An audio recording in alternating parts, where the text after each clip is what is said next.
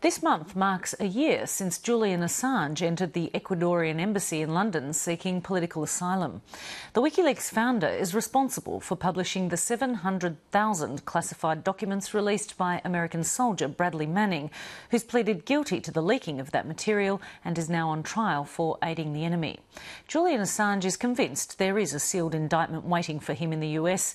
We recorded this interview with him just a short time ago. Julian Assange, welcome to Lateline. Thank you. We'll get to your political ambitions shortly. Let's begin, though, with Bradley Manning and the charge that he aided the enemy. When you published the documents he gave you, didn't it occur to you that you might be compromising American and allied military operations in the release of that information about the wars in Iraq and Afghanistan? Well, there's been a lot of speculation and rumours about that by the yellow press. But the fact is, not even the Pentagon alleges that a single person came to harm as a result of any of our publications anywhere in the world. And in fact, no other government agency does either. It is not a matter in this case. That's one of the disturbing aspects about the Bradley Manning case, is that they have forbidden the defence to table any evidence whatsoever that no one came to harm, and the prosecution is not going to table any evidence, because there isn't any, that anyone did come to harm. We've learnt that a Navy SEAL found WikiLeaks documents at the Pakistan compound where Osama bin Laden was killed. Presumably you knew it was possible, even probable, that those documents would be read by Al-Qaeda, sensitive documents you were releasing. Well, I'm sure Al-Qaeda reads the New York Times. He mentioned that he read Bob Woodward books. He probably has People, maybe even Who magazine, possibly even Dr. Zeus laying around his compound. So what? There's no allegation that Al-Qaeda was in any way aided by the publications that we published, despite the fact that Bradley Manning has been charged with aiding the enemy, a capital offence. The judge in this case has said that the prosecution does not need to show that Al-Qaeda was aided in any way whatsoever, and the prosecution doesn't allege that Al-Qaeda was. All they intend to show is that Al-Qaeda had our publications just like everyone else in the world. How can you be 100% certain that information you've released hasn't contributed to, at the very least, an atmosphere of mistrust between the US and others? Well, look, the United States' behaviour is what has led to an atmosphere of distrust. People should not trust the United States military-industrial complex. Of course they shouldn't. We've seen abuse after abuse. In fact, this organisation revealed that the United States military, the Pentagon, has been involved in the killing, directly or indirectly, according to its own records, of 129,000 people. Now, that wasn't simply in aggregate in Iraq or in aggregate in Afghanistan. That was the individual death records and their locations and what military units were involved in those two countries. That's what we documented. So it doesn't matter to you if you did contribute to a sense of acrimony between the US and other countries? It does matter. In fact, it's very important that the level of trust is proportionate to the level of behaviour.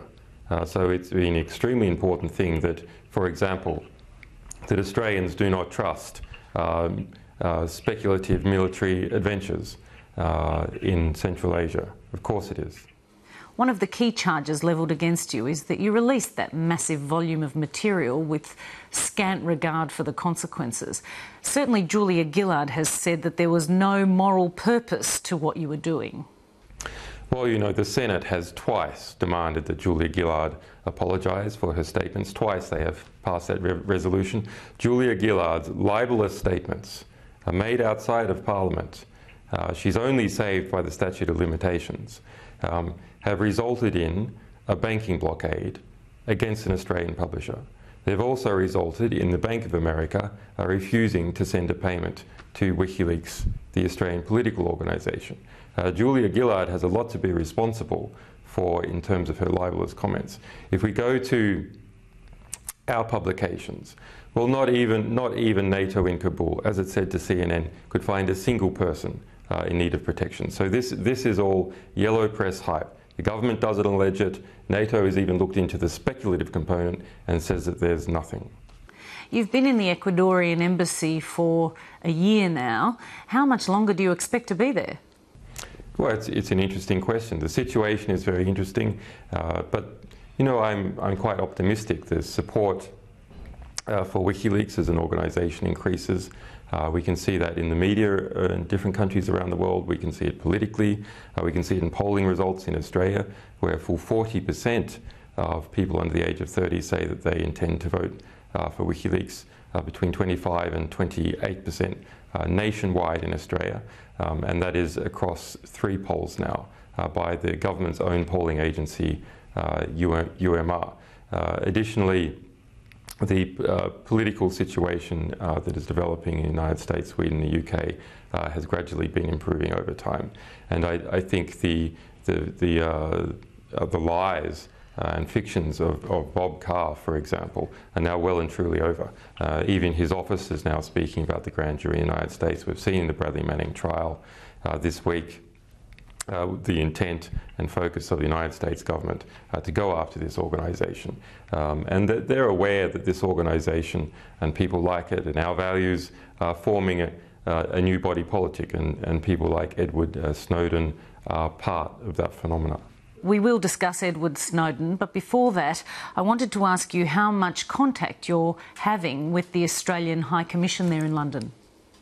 Yeah, so that's actually, it's remarkable to look at the statements made by the Foreign Minister, but other Australians who have been in difficult situations will tell you it's all exactly the same. So I have not met anyone from any consulate, any Australian government official since 2010. Since I was in prison. In the time that I've been in this embassy here, we laugh about it, that once a month there will be a tick-the-box call to the consul here saying, well, how's Mr. Assange? And, well, my response is, well, what's your offer? The last time that they offered some medical assistance to the Ecuadorian government, the only concrete offer that they ever put on the table, the Ecuadorian consul went to meet with the Australian consul, completely, utterly wasted his time. The result of that was, well, here you are, here's a list of doctors in London.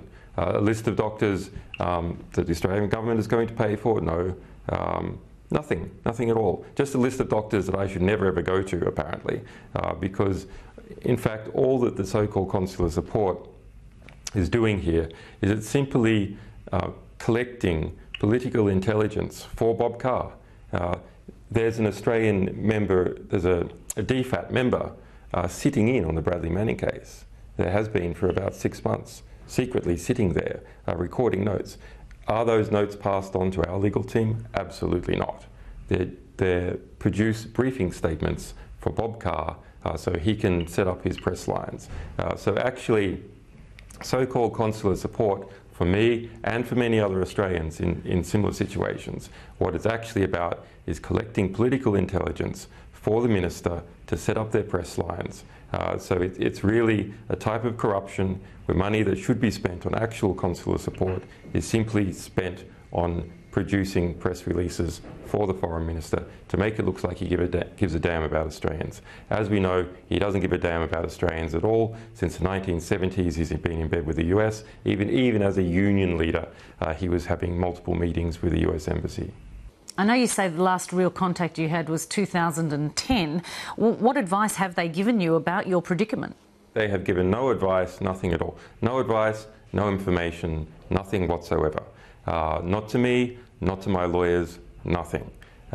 You see these absurd claims by Bob Carr saying that there's been, 87 consular contacts. They include just calling, just this tick-a-box call procedure, no information whatsoever. We ask, can the Australian consul give me a passport, for example? No. The absurd response is, we'll just come down to the Australian consulate. It's a joke. I mean, they insult the Ecuadorians with this sort of behaviour. They insult me. They insult all of Australia with this sort of behaviour. How are you any more vulnerable to US extradition from Sweden than you are in the UK? Well, I have political asylum here in the US, in the Ecuadorian embassy. I am completely invulnerable to extradition to the United States. That wasn't always the case, though. Yeah, but these are complex legal issues. If you go to justiceforassange.com with a numeral 4, you can read all about the precise legal issues. But basically, this is a lot more than just about the law. The law isn't good in either country, but there's also process. There's also the fact that I speak English, I don't speak Swedish. I was only intending to be in Sweden for 1 week. I have no knowledge of the system. The whole system moves incredibly quickly. Sweden is isolated from the world's press. You can't rely on that. It's a very small, tight-knit community and so on. So there's, while in some ways parts of the law are better in Sweden, the process itself is not at all good. Since the year 2000, every single person the United States has requested for extradition from Sweden has been extradited, no exceptions. Here in the UK, about 10% of people the US has requested extradition have not been extradited. The nearest equivalent, and it's pretty direct, case Gary McKinnon, they've been fighting to extradite him for 10 years, and finally the UK eventually, very reluctantly, vetoed his extradition to the US. That's never happened in Sweden. Let's talk about the 29-year-old former CIA staffer Edward Snowden. It's now been revealed that he was responsible for those leaks to The Guardian and The Washington Post, revealing the way the US National Security Agency gains information from internet companies Google, Facebook, as well as US telecoms. Have you had any communication with him? We have had indirect communication with his people. What do you mean? I don't think it's appropriate at this time that I go into further details, but let's look at the case and let's look at what he's revealed. What he has revealed is what I have been speaking about for years, that their National Security Agency and its allies have been involved in a mass interception program of Google, Facebook, the various telecommunications data, the telecommunications flows to the United States, which is about 99%, for example, of Latin American traffic, flows to the United States. Bulk interceptions of many, many people, many, many Australians. And we must ask the question, and the Australian government must answer the question, how many Australians have been intercepted? In the relationship between the Defence Signals Directorate and ASIO and US intelligence, has the Australian government been pulling that information about Australians? Has it been pulling that information about Americans? There's been admission here in the UK that GCHQ, which is the big electronic spying agency here, the equivalent of DSD or the National Security Agency, has been involved in that program, in the PRISM program, since at least 2010, accessing data obtained from Google, Facebook, Yahoo, etc. Is the Australian government still involved in this warrantless interception program? Are there collection points in Australia? Have Australian companies been part of this, having their information sucked out to the United States? Is this being done without a warrant? It is simply not acceptable. And if I am elected to the Senate, the Australian WikiLeaks Party position is that there should be no interception, none at all, of Australians without proper judicial oversight. No warrants without a judge assessing independently the warrant, and there must be reporting every 6 months to the Australian Parliament on how many interceptions are occurring. We run the danger here of the West more broadly drifting into a state where there are two systems. There's one law for the average person, and there's another law if you're inside the national intelligence complex. You can intercept whoever you want, you're completely unaccountable for your actions, there's no judicial review. That is not acceptable. I don't believe Australians find that acceptable. I don't believe that Americans find that acceptable. Snowden clearly didn't find that acceptable, and he was even someone in this system. And is that the basis for your pitch for election to the Australian Senate? Well, we have a great many reasons, and these various policies of different kinds will be released during the election cycle. But in essence, the values of transparency and accountability and resistance under pressure that I have developed through hard experience with WikiLeaks, that is what we intend to take to Canberra. We went toe-to-toe with the Pentagon, we've gone toe-to-toe with many other corrupt states. Canberra is a corrupt little mini-state. We all know that. There's a corruption of purpose. We elect people, we send them to Canberra to represent Australians to the bureaucracy, to hold the bureaucracy to account, to represent Australian interests overseas. Yet we have people like Bob Carr and Julia Gillard representing mining industries, representing Macquarie Bank, representing their long-lost American pals. That is not acceptable. Well, how do you expect to represent the people of Victoria when you're locked up in the Ecuadorian embassy in London and you're wanted in Sweden on sexual assault allegations? Well, you mentioned these in an inflammatory way. People should go to justiceforassange.com and they can read all about your so-called allegations, where even the women concerned say they had absolutely no intention to file any such formal allegations.